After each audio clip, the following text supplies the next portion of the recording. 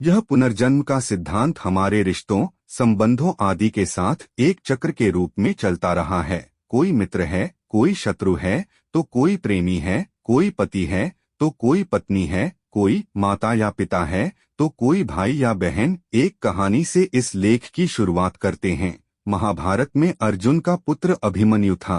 अभिमन्यु भगवान श्री कृष्ण का भांजा था। अभिमन्यु को चक्रव्यूह में घेरकर दुर्योधन, जयद्रथ आदि ने बुरी तरह से कत्ल कर दिया था। यह युद्ध के नियमों के विरुद्ध था। किसी अकेले निहत्थे को मारना, यह युद्ध का टर्निंग पॉइंट था। यहीं से युद्ध के नियम टूटने प्रारंभ हुए। जब महाभारत का युद्ध समाप्त हो गया तो अर्जुन को अभिमन्यु की बहुत याद आई। उन्होंने भगवान श्री कृष्ण से कहा कि मैं एक बार अपने पुत्र से मिलना चाहता हूँ, वह वर्तमान में किसी अवस्था में होगा। श्री कृष्ण ने कहा कि उससे मिलकर क्या करोगे? निरर्थक है मिलना। अर्जुन जिद करने लगा।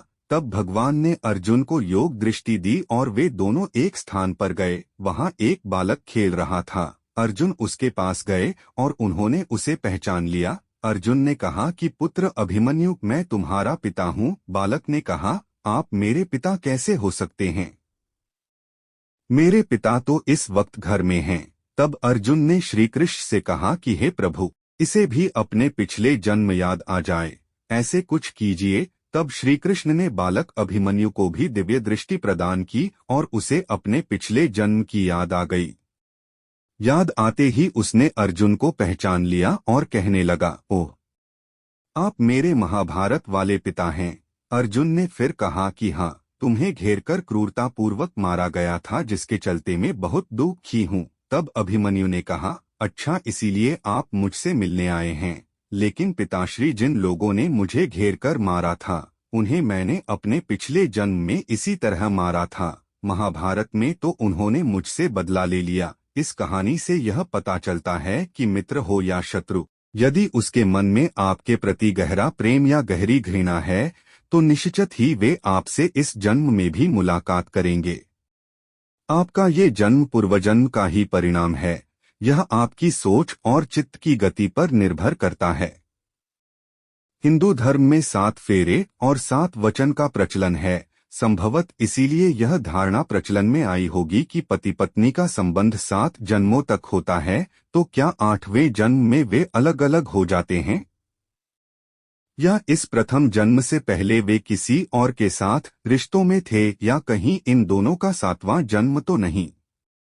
ऐसे कई सवाल हैं। सवालों के जवाब को समझने के लिए जरूरी है कुछ नकारात्मक प्रचलन को समझना, जैसे पहला तलाक और दूसरा लिव इन रिलेशनशिप। उक्त 2 को समझने से ही उपरोक्त सवाल का उत्तर समझ में आएगा। तलाक। वर्तमान में तो भारतीय हिंदू दंपतियों में भी तलाक का प्रचलन हो चला है, जबकि हिंदू धर्म में तलाक जैसी कोई कभी प्रथा रही ही नहीं है। प्राचीन काल से ही एक पत्नी या पतिव्रत धारण करने की परंपरा रही है, लेकिन समाज में बहुविवाह के भी कई उदाहरण देखे जाते हैं। हालांकि ऐसे विवाह को कभी धार्मिक और सामाजिक मान्यता नहीं मिली है। यदि हम वर्तमान कलिकाल की बात करें तो ऐसे कई पति और पत्नी हैं जिन्होंने कुछ साल साथ रहने के बाद तलाक ले लिया। ऐसे भी कई क्रूर पति पत्नी हैं जिन्होंने संतान को जन्म देकर उसे जीते जी अनाथ कर दिया। उदाहरणार्थ, एक महिला ने अपने पति को तलाक दे दिया। उसकी 3 मासूम और अबोध संतानें थीं, एक पुत्र और 2 पुत्रियां। वह तीनों को छोड़कर किसी और के साथ विवाह बंधन में बंध गई। इसके विपरीत एक पुरुष भी ऐसा कर सकता है। ऐसे में बच्चों के साथ न्याय करने वाला कोई नहीं होता। अदालतें इस बारे में नहीं सोचती। ऐसे कई उदाहरण हैं जिनके बारे में हम यहाँ यह कहना चाहेंगे कि ऐसे लोगों का इस जन्म में ही नहीं, अगले पिछले कई जन्मों में भी कोई एक जीवन साथी नहीं होता, क्योंकि उनके चित्त में धोखा, फरेब, लालच, क्रोध और यौन भावनाएं ही प्रबल रहती हैं।